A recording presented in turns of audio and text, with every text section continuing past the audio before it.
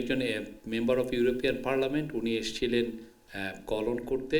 সেখানে ইউরোপিয়ান ইউনিয়নের ambassador Michael Miller ছিলেন, আর ইলেকশন অবজারভার টিমের আরও দুইজন ছিলেন। তো এ বিষয়ে আজকে মিটিং হয়েছে চিফ অ্যাডভাইজারের সাথে। শিনজো আবের শিনজো আবের স্ত্রী আকি আবের সাথে কথা হয়েছে, এবং এছাড়া আরও দু একটা বিষয়ে, বিশেষ করে আপনারা জানেন কিছুদিন আগে দু একটা ভায়োলেন্সে নরসিংদীতে একজন হিন্দু মারা গিয়েছেন, সেটা নিয়ে আমরা এক ধরনের অপপ্রচার দেখছি, সেগুলো নিয়ে কথা হবে। আমরা এই প্রথমেই, এবং শ্রুতি লেখকদের জন্য যেটা হয়েছে যে একটি এডুকেশন মিনিস্ট্রি একটা পলিসি করেছে। আগে শ্রুতি লেখকদের এক একটা বোর্ডের, এডুকেশন বোর্ডের এক এক রকম নিয়মাবলী ছিল। এটাকে এখন স্ট্যান্ডার্ড করা হয়েছে, এবং এটা এখন সবার জন্য একটা বেটার একটা, যারা আমাদের দৃষ্টি প্রতিবন্ধী, যারা ভালো দেখতে পান না, তাদের যে তারা কীভাবে পরীক্ষা দিবেন সেটা তারা তো সাধারণত শ্রুতি লেখকদের দিয়ে দেন। সেই বিষয়ে একটা পলিসি হয়েছে, সেটা নিয়ে আমরা কথা বলবো। তো প্রথমে আমি chief election observer, election observer মিশনের যিনি প্রধান আইভার্স ইজাব আসছিলেন 11:30 প্রফেসর ইউনুসের সাথে দেখা করেছেন। এটা খুব ইম্পর্টেন্ট একটা মিটিং। উনি আসছিলেন যে অনেকগুলো বিষয়ে আলাপ করতে, ইলেকশন প্রিপারেশন সম্পর্কে জানতে, লেভেল প্লেইং ফিল্ড সম্পর্কে জানতে, গণভোটের ইয়েস ভোট নিয়ে জানতে, এগুলো নিয়ে অনেকগুলো বিষয়ে কথা বলেছেন। প্রথমেই একটা বড় ইলেকশন অবজারভার টিম পাঠাচ্ছে, কারণ বাংলাদেশে জন্য এই আসন্ন ইলেকশনটা হবে হিস্টোরিক। তাদের মতে এটা খুবই একটা হিস্টোরিক ইলেকশন। আপনারা জানেন যে ইউরোপিয়ান ইউনিয়ন অনেক দেশেই কিন্তু তারা ইলেকশন অবজারভার টিম পাঠায় না, কিন্তু বাংলাদেশে পাঠাচ্ছে, বিকজ বাংলাদেশের সাথে তাদের একটা বড় একটা ট্রেড পার্টনারশিপ আছে, বাংলাদেশের একটা বড় জনগোষ্ঠী, এবং তারা বাংলাদেশকে তাদের একজন ক্লোজ ফ্রেন্ড হিসাবে বিবেচনা করে। পুরো শেখ হাসিনার আমলে প্রায় 16 বছরে একবারের জন্য ওরা কোনো ইলেকশন অবজারভার টিম পাঠায়নি। উনি বলছেন, আইভার্স ইজাব বলেছেন যে উনি সর্বত্র পজিটিভ ফিলিং, ইলেকশন নিয়ে পজিটিভ ফিলিং, এনথুসিয়াজম দেখছেন, কারণ হিসেবে উনি আগের 3টি পার্লামেন্টারি ইলেকশন ক্রেডিবল হয়নি। উনি election preparation, level playing field বিষয়ে জানতে চেয়েছেন, এবং একটা বিষয়, এই পুরো আলোচনায় আওয়ামী লীগ বিষয়ে আওয়ামী লীগ বা আওয়ামী লীগের পার্টিসিপেশন নিয়ে কোনো ধরনের কোনো আলোচনা হয়নি। গণভোট নিয়ে কথা হয়েছে।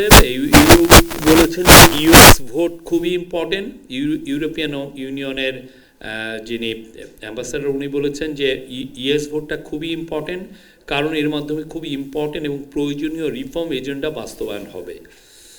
আর আইভার্স ইজাব আবার বলেছেন যে ইলেকশন মিশন, তাদের যে ইলেকশন অবজারভার যে মিশন, এটা এখন দেশের সর্বত্র ছড়িয়ে পড়বে। ওরা সব জায়গাগুলোকে মনিটর করবে। তারা ইলেকশন বড় বড় পলিটিক্যাল পার্টি, অন্যান্য স্টেক হোল্ডারদের সাথে কথা বলবে। 32 ইঞ্চি জেভিকো টিভি এখন মাত্র 15,000 টাকায়, সাথে পাচ্ছেন 3 বছরের প্যানেল ওয়ারেন্টি। আমাদের চিফ অ্যাডভাইজার বলেছেন যে, চিফ অ্যাডভাইজার প্রফেসর ইউনুস বলেছেন যে উনি ইউরোপিয়ান ইউনিয়নকে আশ্বস্ত করেছেন যে ভোট, আগামী যে ইলেকশনটা এবং গণভোট খুব সুচারুভাবে সম্পন্ন হবে। এটা ফ্রি, ফেয়ার, ক্রেডিবল, পিসফুল, এবং এটা একটা ফেস্টিভ ইলেকশন হবে। তিনি বলেছেন ইন্টারিম গভর্নমেন্ট এবং ইলেকশন কমিশন পুরোপুরিভাবে প্রিপেয়ার্ড আছে ইলেকশন ও গণভোটের জন্য, যাতে এটা সুচারুভাবে সম্পন্ন হয়। চিফ অ্যাডভাইজার বলেছেন লেভেল প্লেইং ফিল্ড প্রত্যেকটি রাজনৈতিক দলের জন্য সমান থাকবে, এটা নিয়ে উনি কোনো সমস্যা দেখছেন না। তিনি বলেছেন এটা তেমন কোনো সমস্যা হবে না। প্রফেসর ইউনুস ইউরোপিয়ান ইউনিয়নকে ধন্যবাদ জানিয়েছেন এই ইলেকশন অবজারভেশন মিশন পাঠানোর জন্য। এটা সুষ্ঠু নির্বাচনের জন্য এবং বাংলাদেশের গণতান্ত্রিক উত্তরের জন্য খুবই ইম্পর্টেন্ট, তিনি বলেছেন। চিফ অ্যাডভাইজার বলেছেন দেশের ভালনারেবল ভোটিং সেন্টারগুলোতে বডি অন ক্যামেরা থাকবে।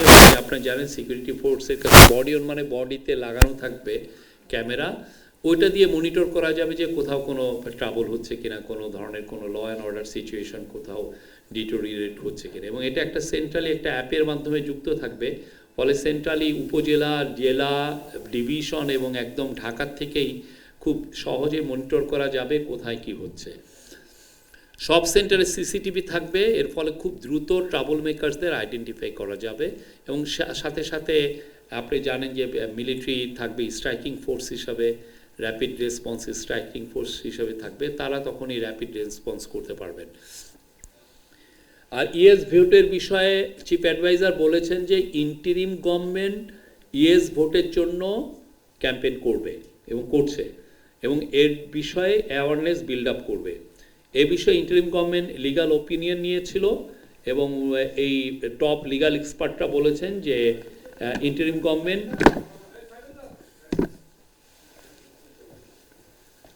এ বিষয়ে লিগাল ওপিনিয়ন নিয়েছিল, এবং এ বিষয়ে টপ লিগাল এক্সপার্টরা লিখিতভাবে জানিয়েছেন যে ইন্টারিম গভর্নমেন্ট ইয়েস ভোট চাইতে পারে, এ বিষয়ে কোনো লিগাল প্রতিবন্ধকতা নাই। প্রফেসর ইউনূস বলেছেন দেশের সর্বত্র এখন ইলেকশনের জোয়ার চলছে, তবে ফর্মাল ক্যাম্পেইন শুরু হবে, আপনারা জানেন যে জানুয়ারির 22 তারিখে ফর্মাল ক্যাম্পেইন হয়।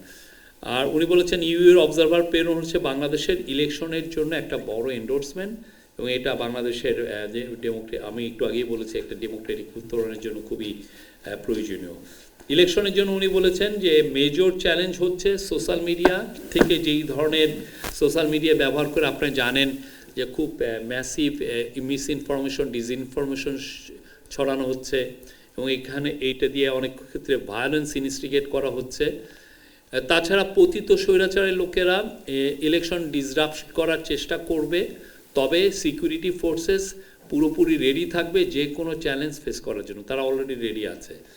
প্রফেসর ইউনূস বলেছেন ওমেন এবং ইয়াং পিপলদের মধ্যে ভোটের জন্য খুবই এনথুসিয়াজম লক্ষ্য করা যাচ্ছে, এবং খুবই হাই এনথুসিয়াজম, এবং আসন্ন নির্বাচনে উনি আশা করছেন খুবই ভালো টার্ন আউট হবে।